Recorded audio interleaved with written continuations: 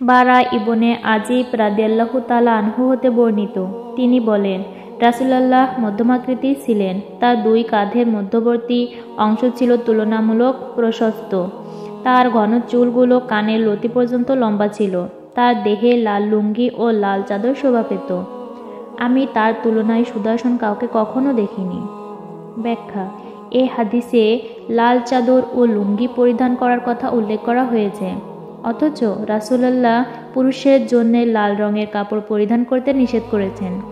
এ বিরোধ সমাধানে কেউ কেউ বলেন, উজ্জ্বল লাল পরিধান করতে নিষেধ করা হয়েছে। এখানে যে কাপড়দ্বয়ের কথা বলা হয়েছে সেটা লাল ডোরাকাটা ছিল, উজ্জ্বল লাল বর্ণের ছিল না। তার দু কাঁধের মধ্যবর্তী স্থান প্রশস্ত ছিল। বারা ইবনে আজিব রাদিয়াল্লাহু তাআলা আনহু হতে বর্ণিত, তিনি বলেন, আমি কাঁধ পর্যন্ত লম্বা চুল বিশিষ্ট লাল চাদর ও লাল লুঙ্গি পরিহিত অবস্থায় রাসূলুল্লাহ এর চেয়ে সুদর্শন কাউকে দেখিনি। তার কেশগুচ্ছ ছিল কাঁধ বরাবর। তার দু কাঁধের মধ্যবর্তী স্থান অন্যদের তুলনায় কিছুটা প্রশস্ত ছিল। তিনি অধিক খাটো বা অধিক দীর্ঘাকৃতির ছিলেন না। সহিহ সামায়েলে তিরমিজি। ব্যাখ্যা: ৩ নম্বর হাদিসে বর্ণিত হয়েছে যে রাসূলুল্লাহ এর মাথার চুল কানের লতি পর্যন্ত দীর্ঘ ছিল, আর এ হাদিসে বলা হয়েছে কাঁধ পর্যন্ত দীর্ঘ ছিল। উভয় বক্তব্যই ঠিক, কেননা চুল সবসময় এক অবস্থায় থাকে না, কখনো কম হয়, কখনো বেশি হয়, আবার ইচ্ছাকৃতভাবেও ছোট বড় রাখা হয়। চুলের ভিন্ন ভিন্ন অবস্থার ব্যাখ্যা এভাবে করা যায় যে তিনি সর্বোচ্চ কাঁধ পর্যন্ত লম্বা করেছেন, যাকে জিম্মা বলা হয়, আর সর্বাধিক ছোট করার পরিমাণ ছিল কানের লতি, যাকে ওয়াফরা বলে, আর এর মাঝামাঝি অবস্থানকে লিম্মা বলা হয়। তার হস্তদ্বয় ও পদদ্বয়ের তালু এবং আঙ্গুলসমূহ ছিল মাংসল।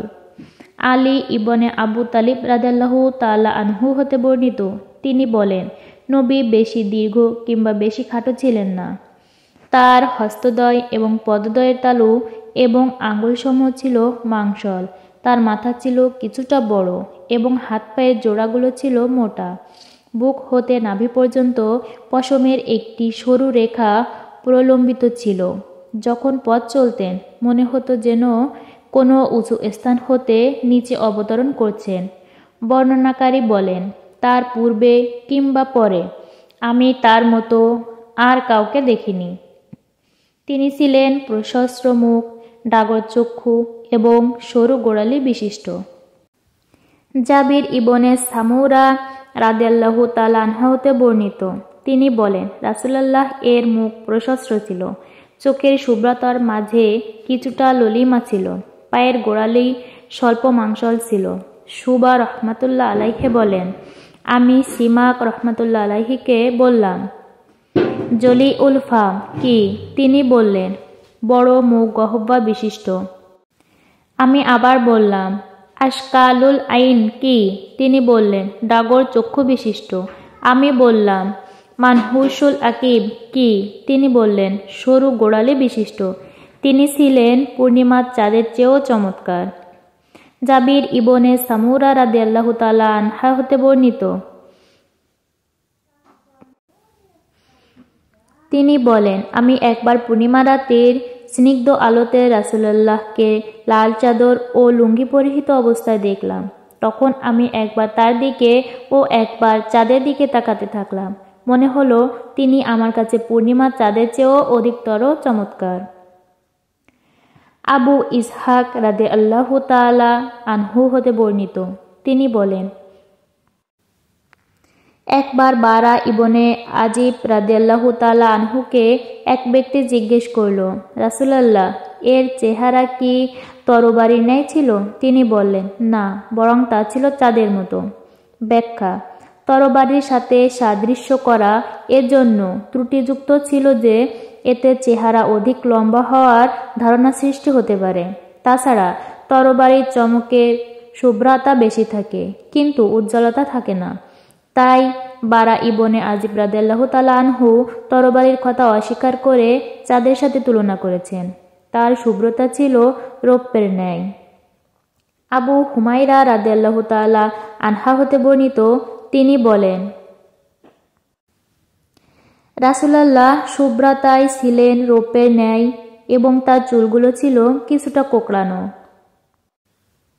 রাসূলুল্লাহ বেশি দীর্ঘ ছিলেন না, আবার বেশি খাটোও ছিলেন না। আনাস ইবনে মালিক রাদিয়াল্লাহু তাআলা আনহু হতে বর্ণিত, তিনি বলেন, রাসূলুল্লাহ খুব দীর্ঘ ছিলেন না, আবার খাটোও ছিলেন না। তিনি ধবধবে সাদা কিংবা বাদামি বর্ণেরও ছিলেন না। তার চুল একেবারে কোঁকড়ানো ছিল না, আবার একদম সোজাও ছিল না। 40 বছর বয়সে আল্লাহ তাআলা তাকে নবুয়ত দান করেন। এরপর মক্কায় 10 বছর এবং মদিনায় 10 বছর কাটান। আল্লাহ তাআলা 60 বছর বয়সে তাকে ওফাত দান করেন। ওফাতকালে তার মাথা ও দাড়ির 20টি চুলও সাদা ছিল না। ব্যাখ্যা: রাসূলুল্লাহ এর মাঝে যেমন উত্তম গুণাবলীর সর্বাধিক সমাবেশ ঘটেছিল, তেমনি তার দৈহিক সৌন্দর্যও ছিল অতুলনীয়। এ হাদিস থেকে বোঝা যায় যে রাসূলুল্লাহ বেমানান দীর্ঘকায় ছিলেন না, আবার অতি খাটোও ছিলেন না, বরং মাঝারি গড়নের চেয়ে একটু দীর্ঘ ছিলেন। উল্লেখ্য যে নবী এর ইন্তেকাল হয়েছে 63 বছর বয়সে।